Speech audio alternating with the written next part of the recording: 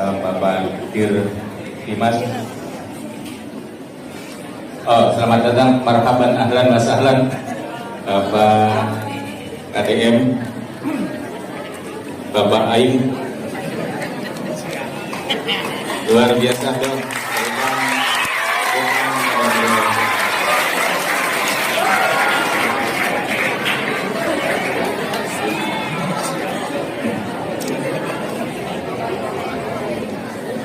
Beliau selalu mengakhiri sambutannya dengan wallahul muwaffiq ila aqwamit thoriq.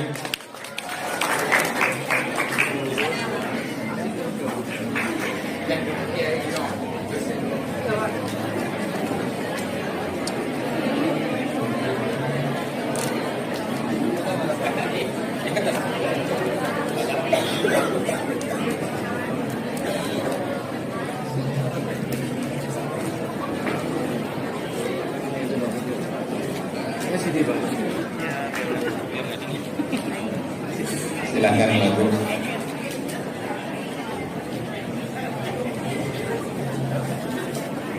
Saya lanjutkan. Mohon izin Pak Gubernur. Yang saya hormati hadirin pimpinan DPRD Provinsi Jawa Barat diwakili oleh Bapak Ono Surono dan Pak Renji.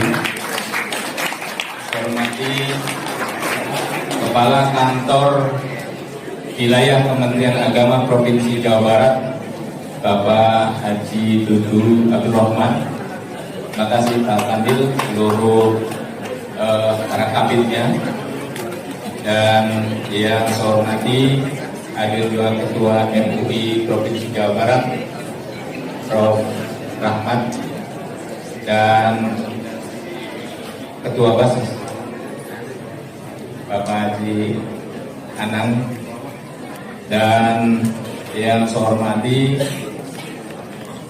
seluruh pengurus wilayah Nahdlatul Ulama Provinsi Jawa Barat dari jajaran Kanwilya, Katib Surya Haji Ade Fatahillah, dan yang saya hormati seluruh Rois Surya dan Ketua Tanfidiyah Kabupaten Kota se-Jawa Barat, para ketua badan otonom, dan para ketua lembaga di lingkungan pengurus wilayah Nahdlatul Ulama Provinsi Jawa Barat.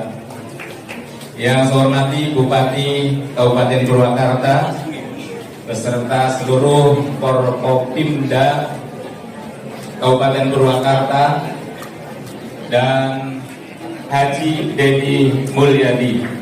Dan juga kita akan mendengarkan tausiah dari Gus Muwaffiq. Wallahul muwaffiq ila aqwamit thoriq. Wassalamualaikum warahmatullahi wabarakatuh. Waalaikumsalam warahmatullahi wabarakatuh. Ya, ucapan selamat datang kepada Gubernur Jawa Barat Kang Haji Dedi Mulyadi, juga kepada Bupati Purwakarta Pangresa Ujian Brigjen Suping di kampus THJ. Hadirin yang berbahagia, kini tibalah saat yang kita tunggu-tunggu, sambutan dari pemimpin yang begitu dekat dengan rakyat, inspirator kebudayaan dan teladan bagi para santri Jawa Barat. Kami persilakan kepada Gubernur Jawa Barat Kang Dedi Mulyadi untuk menyampaikan sambutan.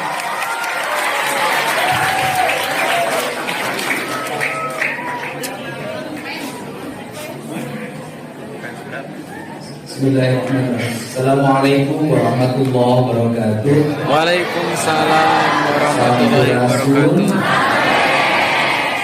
Alhamdulillah wa syukurillah wa nikmatillah, la haula wa la quwata illa billah. Allahumma sholli ala Muhammad wa ala ali Muhammad. Yang kalau bahasa Sunda Gus Muwaffiq dengar dia ulah ngomong. Kapi hatur nu pipi hormat guru urang sadayana, pamimpin anu ali, pandita nu wijaksana, lungguh timpuh andalemi, leuleus jijil wiatali, landung kandungan lair Aisyah. Pangresa Abah Abun Binyamin. Sekolot kan abah ini. Keprok.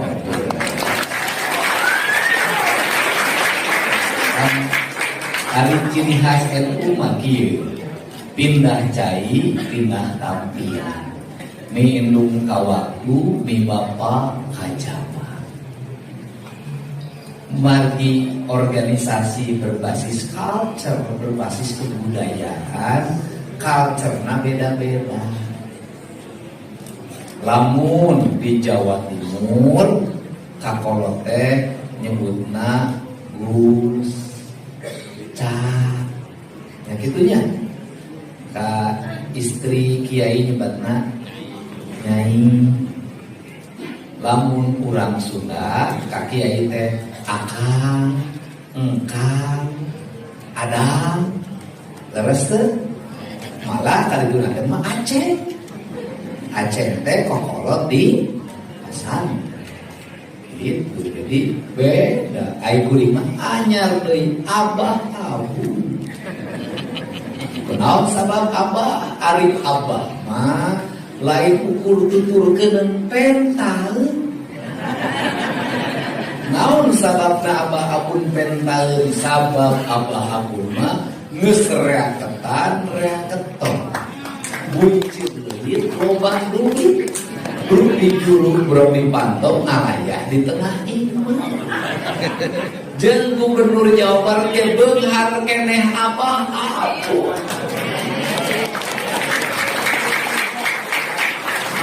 Di dalam veteran kebon kolot pasantren saha eta teh abah abun. Mangkat ka Citapen eta usaha pasantren abah abun. Mangkat kawanayasa eta kebon satu legana aya pasantren jang kolot-kolot nusaha eta teh abah abun. Mangkat deui ka Sukamulya, maka deukeut ka Mulyadi teh. Usaha eta teh abah abun. Ayeuna di Karawang di Cikampek usaha abah abun. Tapi abah abun mah sanajan rekeningna genut.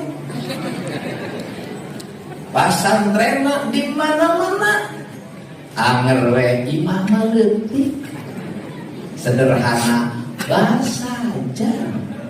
Kunaon gubernur lebih miskin? Aing mah tombor pasantren pamajikan gitu boga.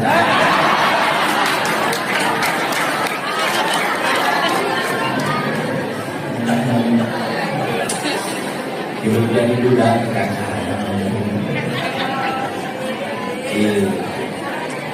Iya, bener teh ngomong teh. Jadi ari ciri khas kiai teh naon? Cenah pasantren gede, satrina puluhan ribu, imah kiai nama leutik. Eta teh abah. Ari abah abun teh kumaha? Abah abun teh hiji akhlakna salafi. Terus manajemen Muhammadiyah. Rezekina Cina. Lengkap deh. Akhlakna salafi, cara ngaminis kunaon disebut manajemen Muhammadiyah. Sabab biasana nu teu mah lamun nyieun sakola SD kurang katurut. Nyieun SMP kurang katurut, nyieun SMA kurang katurut, lamun nyieun pasantren katurut. Pak Abun malah nyieun SD katurut. SD nu dikelola ku tokoh MU bayaran gede. Bisaan ngalah duitnya. Tapi ari abah abun mah jalmina tawadu. Naon ari tawadu? Ari amplop jeung gubernur anger we tawadu tara mawadu ya. Keprok.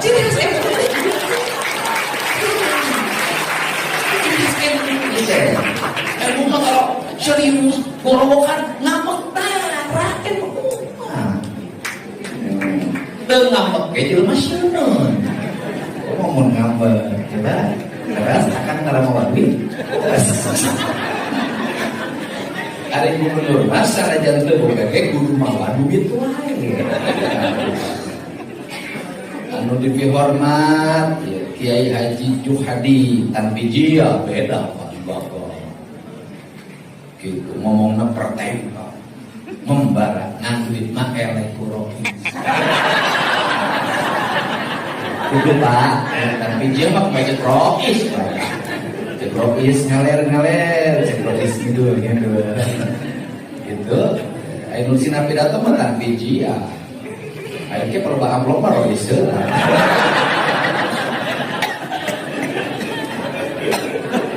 Ayo kalau dia harus senang.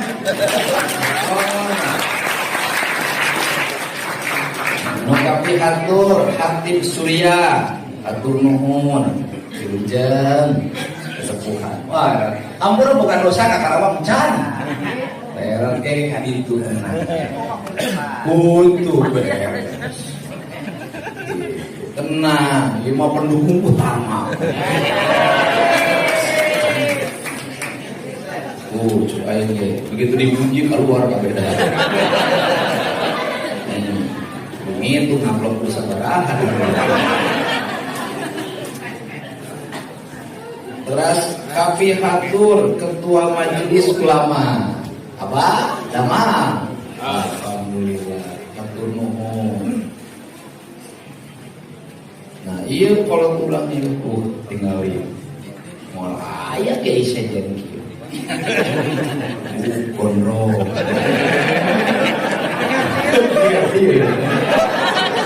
tinggalin sila iya mancala putra mancala putri ledok tapak genteng tete panti.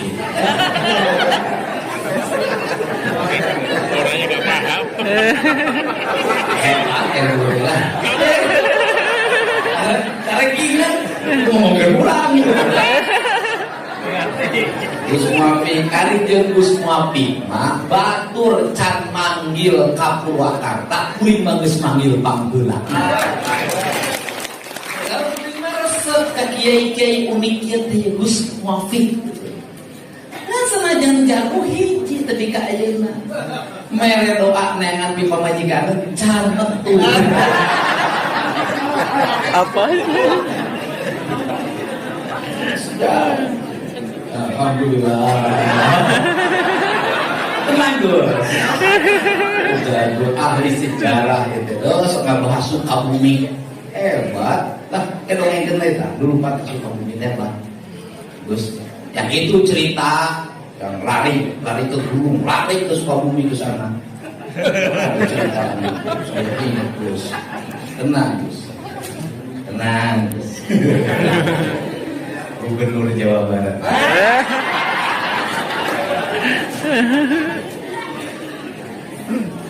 Jadi ke amplop anu di panitia bikin dan mesti berek panitia kurang. Tapi Gus Mawin tetap kukuring dibekel. Alhamdulillah. Khusus dia mah panrek nengan pipa majikan.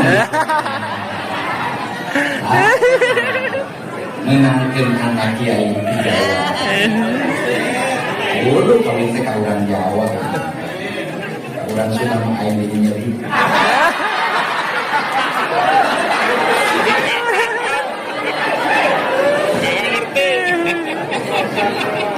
Transaksi lagi ya, abang-abang. Ketua Pimpinan Wilayah Badan Otonom Nahdlatul Ulama Sawilayah Provinsi Jawa Barat. Ketua Tanbijia PCFU Saprovinsi Jawa Barat Kades Yadin balik namplopan. Undangan khusus, waduh iya paminggi kurang Bapak Ono Surono.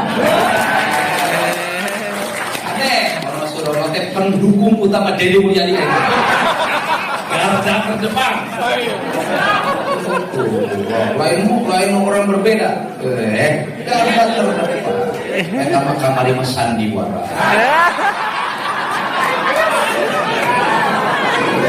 Garda terdepan. Hebat pokoknya. Beres pokoknya. Sekretaris Komisi 5 DPRD Provinsi Jawa Barat, Wilujeng. Alhamdulillah. Bapak Kakanwil Kemenang Geluja. Ari Kakanwil Kemenang teh kieu itu menang teh masalahna. Ari ka pasantren ngaku di bawah pembinaan mana aya duit tanah merah. Eta kemenang teh, madrasah nu kemenang.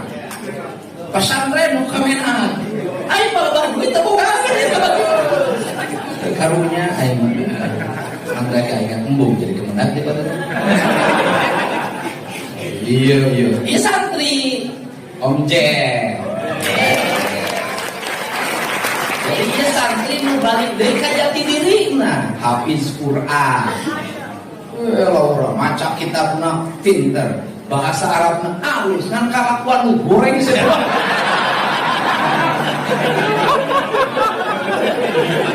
Tapi ada nama insaf, alhamdulillah. Mana insaf aing bangor.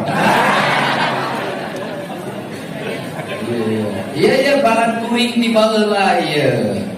Waduh, kulantaran sok ngajar bahasa Inggris ngomongnya di bahasa Inggris. Kiai Haji John Dean. Alhamdulillah kaprok sadayana. Aya bakal wakil bupati aya. Eueuh, geus bae segala teu akur. Biasa bupati jeung wakil mah terakur sebenarnya. Kapolres satu nuhun sadayana. Bapak terima kasih Pak Jenderal hatur nuhun. Jadi bahasa Indonesia sekarang Gus. Karena ini apa sih saya selalu bicara tradisi, bicara culture. Karena itulah yang menjadi pembeda dari negara kita ini. Apa yang dimiliki oleh bangsa kita ini adalah culture atau budaya. Kenapa culture penting? Karena itulah kekuatan untuk membangun integritas dan jati diri. Karena membangun integritas dan jati diri, maka kita menjadi pembeda. Karena kita menjadi pembeda, maka Islam di Indonesia adalah Islam yang sangat berbeda. Berbeda apa? Berbeda metodologi pemahamannya, berbeda sosiologinya, berbeda cara pandang filosofinya, dan berbeda cara pandang antropologinya. Karena ini berbeda, maka Islam Indonesia mencerminkan semangat pluralisme dan rahmatan lil alamin, sehingga karena menjadi pembeda, dalam pandangan saya, dalam pikiran saya, term berpikir justru yang harus kita pikirkan adalah bagaimana menjadikan Islam yang menjadi culture di Indonesia itu justru menjadi rujukan dalam pembelajaran keislaman di seluruh dunia. Itu ya, kita ini bisa menjadi punya keunggulan. Karena kita ini punya keunggulan, kita punya pembeda, maka pesantren-pesantren di kita seharusnya terus memperlihatkan diri sebagai pesantren yang punya jati diri sendiri. Kalau pesantren kita terbawa arus pada gaya orang lain, terus-terusan kita yang harus belajar ke tempat orang lain. Kalau terus-terusan kita belajar ke tempat orang lain, maka kita akan beranggapan bahwa di negara lainlah rujukan pengetahuan.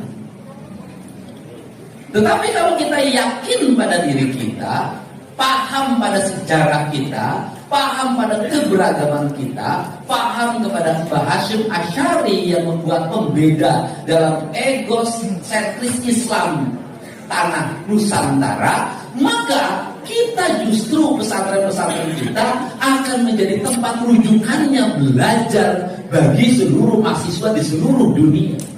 Itu. Nah, problemnya apa? Di antara kita ini bahwa adab yang kita berikan, kata orang Sunda, lembungkan menang lahir, Aisyah, sifat lemah lembut, sikap hormat yang kita berikan dalam setiap waktu bukan mencerminkan kerendahan diri kita. Justru itu mencerminkan keutamaan diri kita bahwa orang berilmu tidak mesti badannya ditegakkan. Justru dengan badannya dibungkukan keilmuannya teruji dan terlihat keilmuan. Tidak ada lebih tinggi daripada bulan. Belajar gimana? Kita bayangin Pak, ada sebuah negara yang mungkin 40 tahun yang lalu negara itu miskin, orangnya penduduknya banyak, bahkan saking banyaknya mungkin sekian ratus tahun yang lalu sampai pergi ke Indonesia, ke seluruh belahan dunia. Kenapa? Tanahnya bermasalah, kering, tandus, konflik antar sukunya tinggi sehingga dia harus mencari tempat lain untuk dia berusaha. Namanya Tiongkok, Cina. Hari ini tumbuh menjadi apa? Sebuah raksasa yang sulit dikalahkan dalam bidang apapun.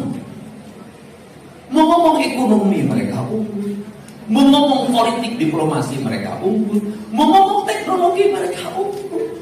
Kenapa mereka menjadi bangsa yang unggul? Mereka tidak rendah diri, mereka tidak merasa minder terhadap apa? Apa yang dimiliki dan apa yang diyakini.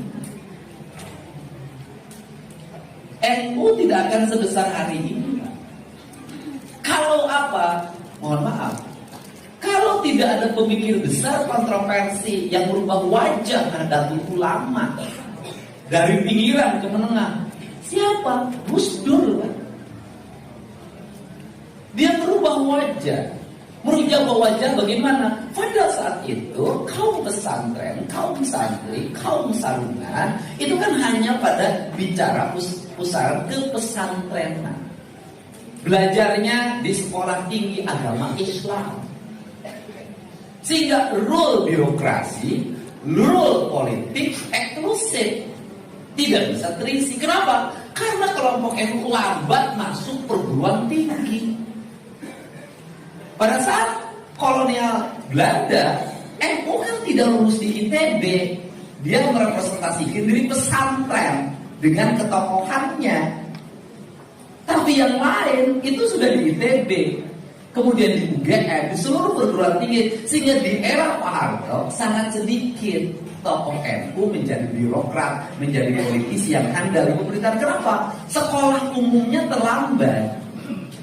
Maka saya ingat betul di tahun 90-an, bahkan tahun 87-88 sudah mulai disebut era kebangkitan NU yang dilakukan dengan gerakan kultural, di mana NU tidak lagi berkumpul pesantren, sekolahnya hanya tidak STAI, tapi di UI, di UGM, di ITB, di mana-mana. Kemudian lahirlah booming sarjana Nahdlatul Ulama di tahun 90-an dan di tahun 2000-an, sehingga hari ini dikatakan hampir tidak ada satupun lembaga yang tidak ada tokoh NU hari ini. Mungkin dalam masa waktu itu dianggap melanggar tradisi. Kenapa? NU maka pesantren, sekolah nanti STAI, sekolah tinggi agama Islam, tidak ITB teknik sipil. Nah, kerangka inilah yang harus dibangun kita, sehingga bahasa saya canda itu bahasa serius. Akhlaknya salafi, minisernya boleh bergaya Muhammadiyah, tapi rezekinya Cina. Kan hebat, Pak. Kalau sudah seperti itu ya belajar miniser pada siapa? Nah, ini yang menjadi term kita, sehingga hari ini semua ruang apa sih ruang yang tidak dimiliki oleh kaum santri, semua ruangnya sudah terbuka. Mau apa? Tinggal persoalannya adalah satu, kepercayaan publik. Apa itu kepercayaan publik? Karena dididik akhlak salafi, adab lebih utama daripada ilmu. Maka ketika tokoh-tokoh santri menjabat jadi bupati, dia harus lebih jujur dari latar belakang mana. Ketika dia jadi menteri, dia harus mencerminkan ketauladanan sebagai seorang santri yang menjaga integritasnya. Ketika menjadi anggota DPR, maka harus tercermin integritas dirinya, bukan hanya pada simbol santrinya, tapi perilaku hidupnya. Kenapa? Ini sudah abad media digital. Ketika abad media digital, orang hanya akan melihat satu, tidak akan lagi orang melihat latar belakang, agamanya apa, golongan apa. Yang akan dia lihat adalah integritas dirinya. Kenapa? Kita sudah memasuki abad teknologi, dan sebentar lagi orang tidak bicara lagi golongan dan kelompok. Orang akan bicara dia berintegritas atau tidak. Ini yang harus dibangun. Sehingga kalau kita ingin menjaga marwah santri, gampang, jaga saja marwah agama.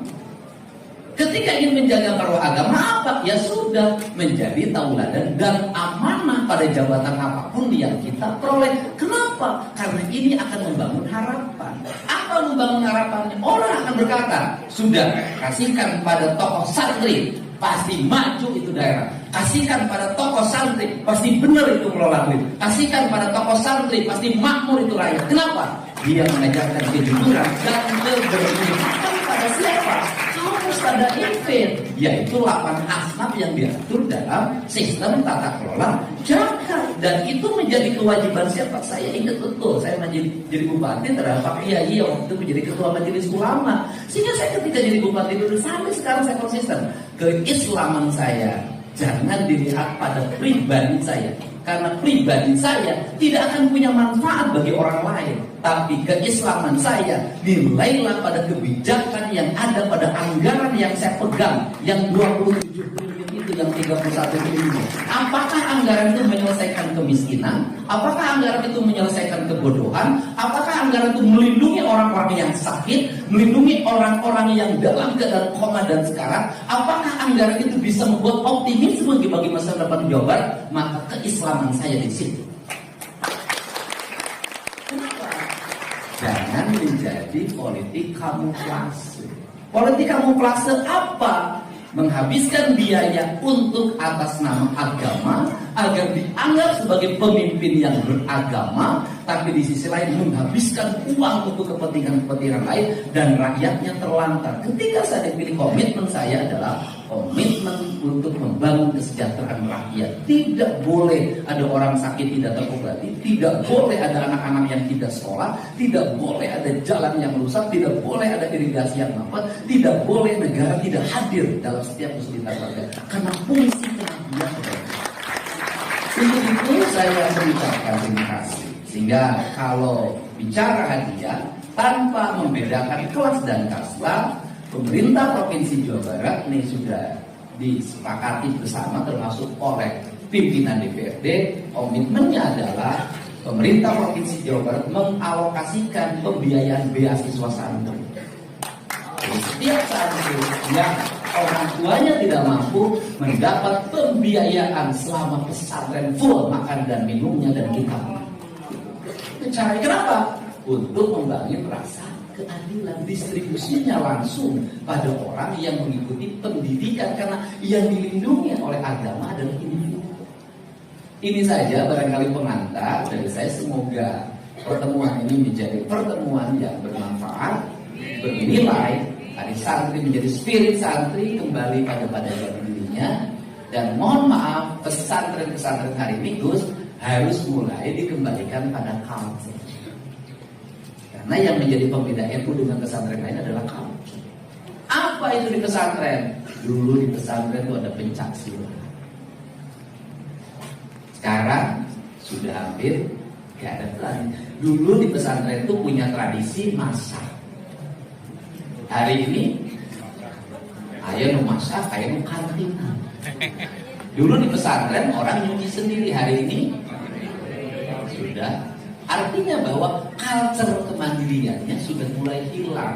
Yang ada adalah kesenangan personal, yang dia makan tinggal makan, minum tinggal minum, baju tinggal dipakai, sudah ada yang nyetrika. Menurut saya justru pendidikan kemandirian santrinya menjadi tidak ada. Tidak ada pembeda pesantren dengan sekolah yang lain. Ini cara. Karena orang sudah bilang lamun hayang menang gerah kudu kurun cile genter. Sehingga barangkali kalau di sekolah umum tidak ada tradisi puasa Senin Kemis, maka di pesantren itu menjadi keharusan tirakat. Kenapa? Bedanya santri dengan yang lain adalah kemampuan bertirakat. Kalau di pesantren tidak ada tradisi tirakat, apa bedanya pesantren dengan sekolah umum? Tirakat, kenapa? Kenapa tirakat? Kelebihan dari seorang santri adalah diminta doa oleh yang lain. Yang diminta doanya akan dekat pada Allah yang mengabulkannya kalau dia rajin bertirakat. Itu pembeda. Itu yang menjadi pembeda. Nah, Gus Muafik kelihatan ini orang tukang tirakat. Tapi dari sekian tirakat yang dilakukan oleh Gus Muafik, ada satu yang tidak bisa diwujudkan, yaitu menaklukkan istrinya. Terima kasih.